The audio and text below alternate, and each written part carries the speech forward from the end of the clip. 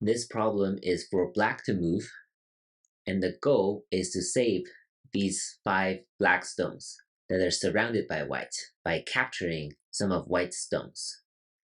So first of all, black cannot escape, right? If black tries these, white will be able to contain black, and black just cannot succeed this way. So in order to capture white's stone, we need to look at all the throw-ins and all the cutting points. So here's the cutting point, here are 2 throw-ins. But these 2 throw-ins will not be super useful for the purpose of this problem. But this cutting point, of course, is very important and should be the first move. This is black's only hope. And now white has 2 choices of Atari, this side or this side. If white Ataris from this side, then black can succeed very easily. By standing down here, white cannot capture black from either side, right? So black will be able to capture these 2 white stones. What if white Ataris from this side?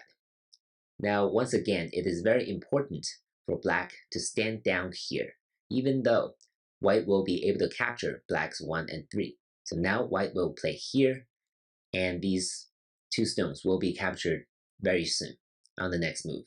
However, white is still short on liberties. Why do we say that? Black can play here. This is an Atari on these 2 white stones, and white can only capture these 2 black stones. Now, black throws in here. White cannot connect. If white connects, then black will be able to capture these 5 white stones. So white can only capture black 7. Now, black 9 can Atari these 2 white stones. And now this is a connect and die situation. White cannot connect these 2 white stones, because if it does, then black will Atari from here. And now white cannot connect back.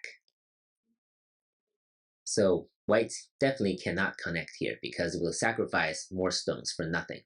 So here, black already succeeds, right?